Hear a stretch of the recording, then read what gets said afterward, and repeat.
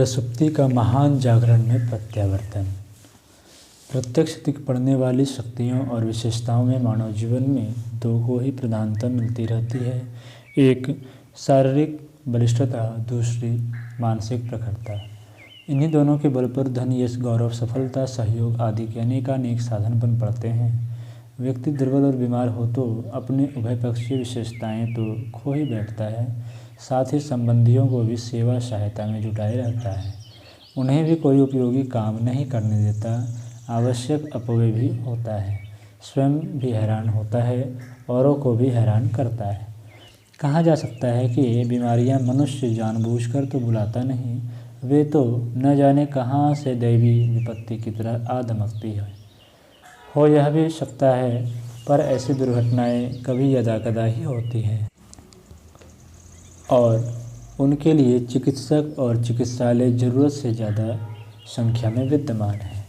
आवश्यकता मात्र इस बात की है कि व्यक्ति को संयमशील, सुव्यवस्थित, चुस्त दुरुस्त भर बने रहने के लिए प्यार से धमकाकर उज्ज्वल भविष्य की संभावना बताते हुए और स्वेच्छाचार बरतने पर अपने को दीन दयनीय बन जाने की विभीषिका को विस्तार पूर्वक समझाया और गले उतारा जाए। इस संदर्भ में कठिनाई एक ही है कि मनुष्य वस्तु स्थिति समझते हुए भी अपनी आदतों से लाचार है।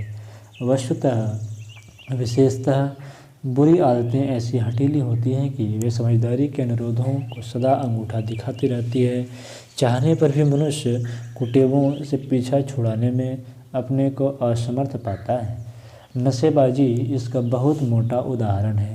जरा बारीकी से उतरा जाए तो जीव का चटोरेपन, समय की अंधी बर्बादी कर देने वाला आलस्य, कामुक विचारों से अकारण मानसिक शक्ति का धुआं बिखेरते रहना, कटु वचन, कटु भाषण, अहंकार का प्रदर्शन और कार्य पद्धति में अस्त व्यस्तता का भरा रहना ऐसे स्व उपार्जित विपत्तियां हैं जो आदमी को हर दृष्टि से बर्बाद एवं चौपट करती रहती हैं। यद्यपि उन्हें साधारण मानवीय स्वभाव कहकर टाल दिया जाता है। धीमी आत्महत्या कही जा सकने वाली इन स्वनिर्मित विपत्तियों से लोग छूटते क्यों नहीं, उन्हें छोड़ने का प्रयत्न क्यों नहीं करते हैं तो सफल क्यों नहीं होते, हार क्यों मान लेते हैं। इस व्यापक समस्या का समाधान खोजना किसी बड़े महत्वपूर्ण वैज्ञानिक आविष्कार से कम वजनदार नहीं है, कारण कि कुछ एक को छोड़कर अधिकांश व्यक्ति अपनी क्षमता भंडार में अनजाने ही आग लगाते रहते हैं और दिनहीन, उपेक्षित, तिरस्कृत होकर किसी प्रकार मौत के दिन पूरे करते हैं। कुछ ऐसा नहीं कर पाते जिससे जीवन लीला समाप्त करने पर लंबे समय तक जीवित रहने के संबंध में ऐसा कुछ कह सकें कि उसने जन समुदाय से अधिक बढ़कर और कुछ किया। कोल्हू में बैल की तरह पिसते रहने के सिवाय ऐसा कुछ किया जिस पर सिर उठाकर संतोष व्यक्त कर सकें या उपलब्धियों का विवरण गिना सकें। मनुष्य अपने को सुधार पाए और ऊंचा उठा पाए, वस्तुतः यह कुछ कठिन नहीं है, क्योंकि जब शरीर के अन्य अंगों को इच्छा अनुसार चलाते रहने का क्रम निरंतर बना रहता है तो कोई कारण नहीं कि मन के उचक्केपन पर लगाम खींचने और एड़ लगाने पर उसे सीधी राह चलने के लिए बाध्य न किया जा सके। पर गाड़ी यहाँ आकर रुक जाती है कि ऐसी एड़ लगाए कौन, प्रचंड संकल्प शक्ति का परिचय दे कौन, मनोबल जगाने और प्राणाग्नि प्रज्वलित करने का ककाहरा तक कोई सिखाता नहीं। वातावरण में भी ऐसा प्रचलन दिख नहीं पड़ता जिसमें आदर्शवादिता की पक्षधर हिम्मत को काम करते हुए देखा जा सके। संसार भर में वस्तुतः यही दारिद्र्य ऐसा है जिसकी शाखा उपशाखाओं के रूप में अनेकानेक दुर्गुणों का विषाणुओं से भी बढ़कर उत्पादन हुआ है। यदि सभी योजनाओं को संयम और योजनाबद्ध कार्य करने की प्रतिभा को किसी प्रकार जीवित किया जा सके तो समझना चाहिए कि हमें जीवित मुर्दों को नवजीवन से भरा पूरा बना देने वाली संजीवनी बूटी हाथ लग गई। 21वीं सदी का नवयुग के उज्ज्वल भविष्य का सतयुग का सरंजाम जुटाने के लिए प्राथमिक आवश्यकता यह पूरी करनी होगी कि मनुष्य में उस साहस और शौर्य पराक्रम को जगाया जाए जो अपने समुदाय के और वातावरण पर कब्जा जमाए बैठे अनुचित्य के साथ लड़ने के लिए सीना तान कर कमर कसकर खड़ा हो सके।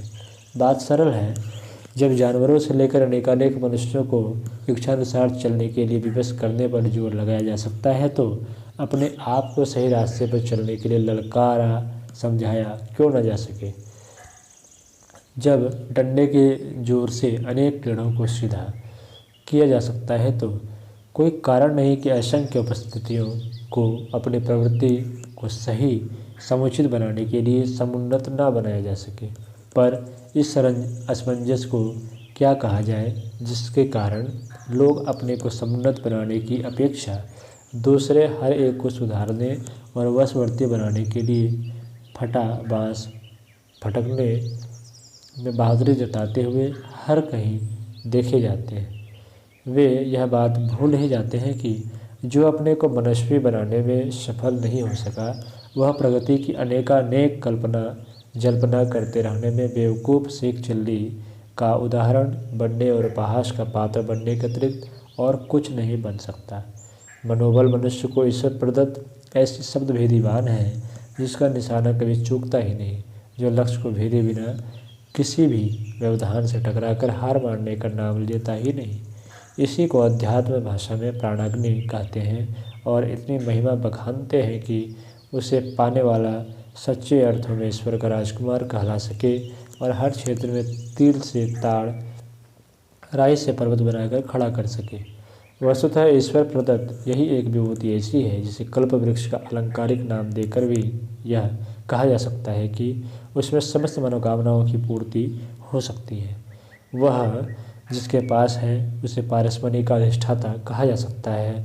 वह जिसके पास है वे अमृत पीने वालों की तरह मरने के उपरांत भी युग युगांतरों तक जीवित रहते हैं। शरीर बल जिसमें सौंदर्य और आकर्षण भी सम्मिलित है, प्रत्यक्ष विभूतियों में से एक है। दूसरा है बुद्धि वैभव, जिसके सारे संसार की अनेकानेक संपदाएं सफलताएं हस्तगत हुई हैं। दोनों को भौतिक जीवन की रिद्धियाँ सिद्धियाँ भी कहा जा सकता है, पर लोग उन्हें प्राप्त करने के लिए पौष्टिक आहार और स्कूली पढ़ाई को ही सब कुछ मानते रहते हैं, जबकि वे लगड़े की बैसाखी की तरह मात्र ऐसा सहारा है जो थोड़ी सहायता भर करती है।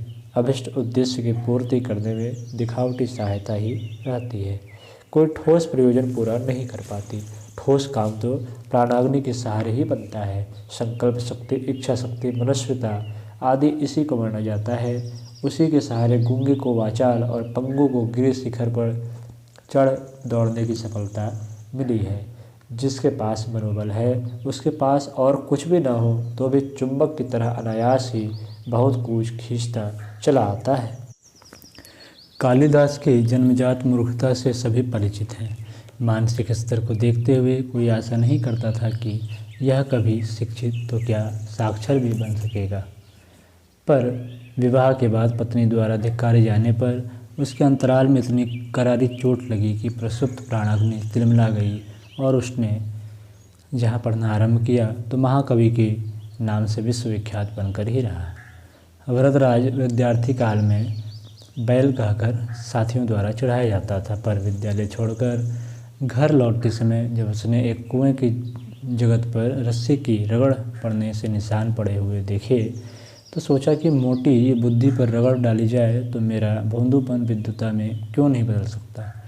सच्ची इच्छा जगी तो वह स्कूल वापस लौट गया और ऐसी लगन से पढ़ा कि अंततः वरदाचार्य के नाम से मूर्धन्य विद्वानों में गिना गया।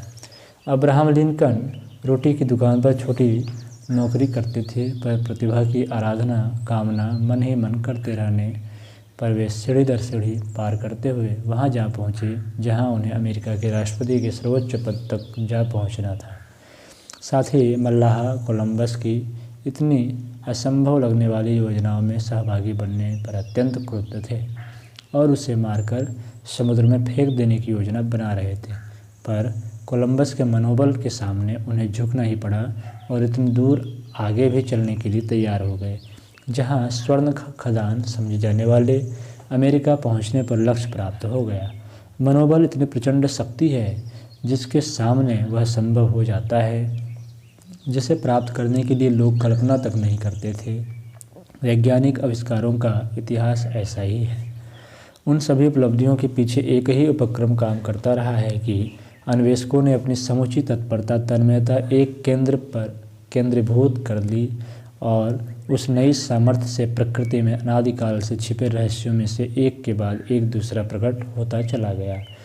देखा जाता है कि क्रोध के आवेश में व्यक्ति इतना आक्रामक हो जाता है जितना बल उसकी सामान्य स्थिति में कभी भी देखने को नहीं मिलता। प्राण जाने की आशंका उत्पन्न होने पर व्यक्ति सिर पर पांव रखकर भागता है और दौड़ने में कीर्तिमान स्थापित करने वालों को पीछे छोड़ देता है। यह असाधारण शक्ति एकाएक कहाँ से प्रकट हो जाती है? उसका एक ही उत्तर है कि यह आंतरिक शिथिलता का कारणवश उत्तेजित होने का ही प्रतिफल है। इसका अर्थ यही हो सकता है कि अंतरंग में विद्यमान शक्ति भंडार का समय आने पर पूरे उपयोग का मार्ग खुल जाना। अनेक उद्देश्यों में असाधारण रूप से सफल होने वाले व्यक्तियों ने अपना महत्व समझा और उसे सुनियोजित करके इस प्रकार स्वयं को काम में लगाया कि वे प्रभाव क्षमता का समुचित परिचय दे सकने में सफल हुए। सूर्य की किरणों को छोटे से आतिशी शीशे के माध्यम से एक छोटे बिंदु पर केंद्रित करते ही आग प्रकट हो जाती है। मात्र भक्त से जलने में समर्थ बारूद को जब कारतूस में सीमाबद्ध करके निशाना साधकर चलाया जाता है तो वह दूरवर्ती कठोर लक्ष्य को भी भेदती हुई आर पार निकल जाती है। इंडोनेशिया के एक प्रौढ़ ने अपनी पत्नी को तलाक देकर दूसरा विवाह करने की ठानी। उसका 12 वर्ष का बच्चा इसे सहन न कर सका। पिता की हवस और माता की दुर्गति का अनुमान लगाकर वह आपे से बाहर हो गया। उसने बैठे हुए प्रौढ़ बाप पर इतने कसकर 2 घूंसे जमाए कि वह उन्हें सहन नहीं कर सका और देखते देखते दम तोड़ दिया। निहत्थे लोग शेरों और खूंखार जानवरों को पछाड़ने का कीर्तिमान स्थापित करते रहे हैं। अंधी, गूंगी और बहरी, एक प्रकार से सर्वथा अपंग महिला हेलन कीलर ने अपनी विद्वता को चरम सीमा पर पहुंचा दिया। संसार के 18 विश्वविद्यालयों ने उसे डॉक्टरेट की मानद उपाधि दी। अंधों की ब्रेन लिपि के मूल आविष्कारक उसी को मानते हैं। मानवीय प्रतिभा की ध्वजा उड़ाते हुए वह विश्व के कोने कोने में घूमी और प्रत्यक्ष प्रमाण की तरह अपना परिचय इस प्रकार प्रस्तुत करती रही कि मनुष्य का जीवन ही सब कुछ है। साधन तो क्या, यदि शरीर भी अपंग हो तो भी कुछ बनता बिगड़ता नहीं। मलेशिया की एक गठियाग्रस्त महिला चलने फिरने में लाचार थी। मलमूत्र त्याग जैसी शारीरिक क्रियाएं भी उसे व्यवस्था की स्थिति में चारपाई पर ही करनी पड़ती थी। पर जब एक दिन घर में भयंकर आग लगी तो वह प्राण बचाने को इस प्रकार दौड़ी कि उसने सुरक्षित स्थान पर ही पहुंचकर दम लिया। लोग चकित थे कि इतने लंबे समय से अपंग की स्थिति में पड़ी हुई महिला ऐसा दुस्साहस कर सकने में किस प्रकार सफल हो सकी। मनोबल के चमत्कारों की कथा गाथा प्राचीन पौराणिक मिथक और आधुनिकतम शोधकर्ता समान रूप से प्रतिपादित करते रहे। दोनों ने ही उसकी असामान्य शक्ति को एक प्रकार से मान्यता दी है। विश्वविख्यात विज्ञानवेत्ताओं में मूर्धन्य अल्बर्ट आइंस्टाइन बचपन में मूढ़मती थे। स्कूल के बच्चों में सबसे अधिक फिसड्डी। उनके मास्टर ने एक दिन उनके अभिभावक से कहा, इसे स्कूल से उठा ले जाइए, यह गधा पढ़ने में कभी भी सफल न हो सकेगा। अभिभावक सिर पीटते हुए बच्चे को घर वापस ले गए और दुर्भाग्य पर रोना रोते हुए अक्सर कहा करते थे कि ऐसा संतान पैदा करने की अपेक्षा तो हम लोगों ने एक पिल्ला पाल लिया होता तो अच्छा रहता। बच्चा बात को समझ रहा था। उसने अंतर को जगाया और क्रियाकलाप को व्यवस्थित किया। प्रगति दौड़ती चली गई और समय आया कि वही वज्रमूर्ख एक दिन नोबेल पुरस्कार विजेता, अणुशक्ति के आविष्कारक, सापेक्षतावाद के प्रणेता आदि नामों से प्रख्यात हुए और अपने बिरादरी में सर्वोच्च पद तक जा पहुँचे। यह कोई जादू चमत्कार नहीं, न दैवी देवताओं का वरदान, न भाग्यवाद और न संयोग अपवाद। कोई भी व्यक्ति यदि अपनी पर उतर आए और निजी जीवन में व्यस्तता, तन्मयता और व्यवहार क्षेत्र में दूरदर्शिता पर आधारित व्यवहारिक बुद्धि अपना ले तो किसी को भी ऐसे ही उत्कर्ष का श्रेय अपने क्षेत्र में निश्चित रूप से मिल सकता है। कुंभकर्ण के बारे में जनश्रुति है कि वह 1 वर्ष भर सोता रहता था। एक दिन जागता था तो उस दिन असीम भोजन कर उतने से हैरत में डालने वाले पुरुषार्थ कर दिखाता था। उसका आकार भी सामान्य जनों की अपेक्षा अनेक गुना बड़ा था। क्या वस्तुतः ऐसा कोई व्यक्ति रहा होगा? इसे तथ्यान्वेषी लोग स्वीकार नहीं कर सकते, पर अलंकारिक रूप से इस कथन में समाहित तथ्य 16 आने सच है। सामान्य जन लोहार की धोखनी की तरह सांस लेते हैं और किसी तरह जीवन काटते रहते हैं। उनकी इच्छाएं, मान्यताएं, क्रियाएं कामुकता और अर्थलोलुपता के इर्द गिर्द मंडराती रहती है और उसी अपने बुने मकड़ जाल में उलझते सुलझते अपनी जीवनचर्या को समाप्त कर लेते हैं। इनके व्यक्तित्व की मक्खी मच्छरों, कीड़े मकोड़ों से बढ़कर तुलना नहीं की जा सकती, पर जागृत आत्माएं ऐसी होती हैं जो अपने साहस और सुनियोजन के बल पर इतना कुछ कर गुजरती हैं कि सामान्य जन उसे भाग्योदय जैसे नाम देकर अपनी हीनता पर पर्दा डालते रहते हैं। जबकि वास्तविकता यह है कि असीम शक्ति का भांडागार मनुष्य अपनी प्रसुप्ति से जग पड़े और उपलब्ध साधनों के श्रेष्ठतम सदुपयोग के लिए कटिबद्ध हो जाए तो उस स्तर का हर व्यक्ति अपने कार्य क्षेत्र में कुंभकर्ण के अलंकारिक वर्णन को सही सिद्ध कर सकता है।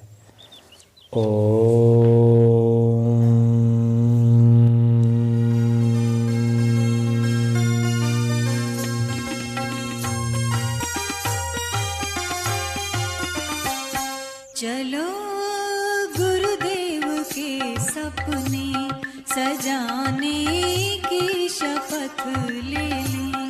चलो गुरुदेव के सपने सजाने